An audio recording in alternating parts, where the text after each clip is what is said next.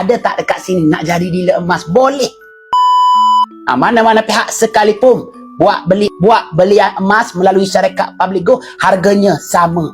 Cuma ada kelebihan sikit. Apabila kan kita daftar bawah dealer yang etis training, etis belajar, selalu buat konten, buat live, mereka boleh guide kita menabung emas dengan cara yang betul, buat dengan ilmu. Apa saja kesilapan kita buat, kita boleh tanya mereka. Mereka boleh betulkan. Contoh tuan-puan buat kesilapan, tuan-puan tanya saya betulkan. Tak payah tuan-puan nak pergi cawangan Public Go terdekat. Itu kelebihan buka akaun emas percuma melalui dealer.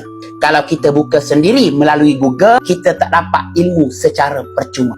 Tuan-puan, saya ni bagi sharing, buat live, buat konten percuma saja. Sebab kita semua menabung melalui syarikat Public Go, beli direct. Cuma kan bawah bimbingan saya buat tabungan emas, saya dapat upah komisen daripada syarikat Public Go, upah perkhidmatan. Tuan-puan juga boleh menjadi dealer. Ada tak dekat sini nak jadi dealer emas? Boleh. Tak ada masalah. Buka dulu akaun emas secara percuma, tuan-puan juga boleh menjadi dealer emas melalui syarikat Public Go. Apa kelebihan dealer? Saya bagi secara ringkas.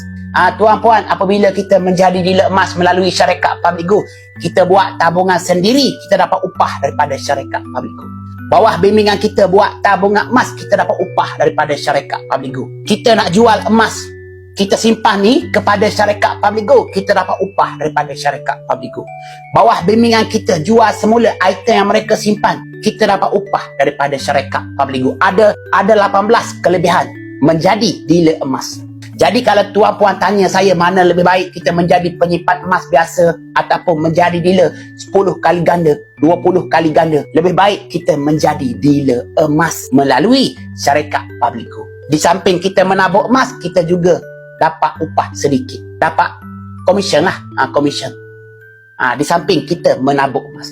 Jadi saya cakap terus terang, terpulang kepada tuan-puan nak jadi dealer pun boleh, nak jadi penyimpan emas biasa pun boleh, tak ada masalah. Tapi seeloknya kita buka dulu akaun emas secara percuma. Mula dulu menabung serendah 1 gram, serendah 100, belajar dulu sedikit demi sedikit.